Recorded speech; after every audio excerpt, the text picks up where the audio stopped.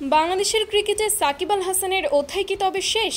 লাল সবুজের জার্সিতে আর দেখা যাবে না তাকে? না, সাকিব নিজে এমন কোনো ঘোষণা দেননি, তবে তাকে বাংলাদেশের হয়ে আর খেলতে দেওয়া হবে না, এমনটাই জানিয়ে দিয়েছেন যুব ও ক্রীড়া উপদেষ্টা আসিফ মাহমুদ সজীব ভুঁইয়া। সোমবার 30 সেপ্টেম্বর রাতে আসিফ মাহমুদ সাংবাদিকদের জানায়, সাকিবকে বাংলাদেশের পতাকা বহন করতে দেওয়া সম্ভব নয়, জাতীয় দলের হয়ে খেলার সুযোগও আর দেওয়া হবে না। আগে বিসিবিকে আনুষ্ঠানিকভাবে না বললেও এবার বোর্ডকে স্পষ্ট নির্দেশনা দেওয়া থাকবে, সাকিব আল হাসান আর কখনো জাতীয় দলে ফিরবেন না। আসিফ মাহমুদের মতে, সাকিব বহুবার বলেছেন তাকে জোর করে মনোনয়ন দেওয়া হয়েছিল, তিনি নাকি রাজনীতির সঙ্গে যুক্ত নন,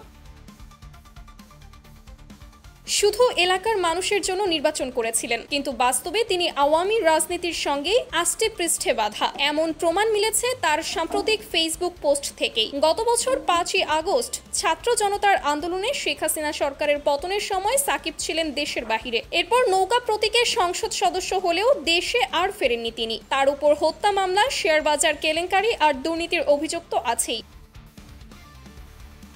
এর মধ্যেই গত রোববার রাতে ফেসবুকের সাবেক প্রধানমন্ত্রী শেখ হাসিনার সঙ্গে নিজের একটি ছবি দিয়ে জন্মদিনের শুভেচ্ছা জানান সাকিব। সেখান থেকেই শুরু হয় তীব্র সমালোচনা। জবাবে ক্রীড়া উপদেষ্টা আসিফ মাহমুদ লেখেন, একজনকে পুনর্বাসন না করায় আমাকে অনেক গালি দিয়েছেন, কিন্তু আমি ঠিকই ছিলাম। And of the discussion.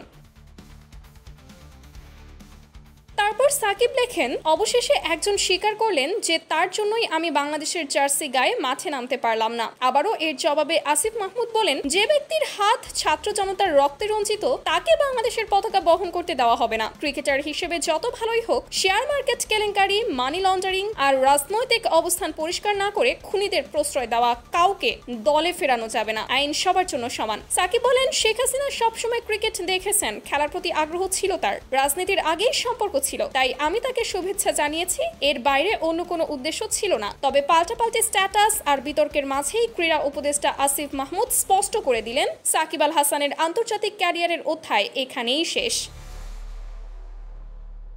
Sumaiya Snigdha, daily our Bangladesh.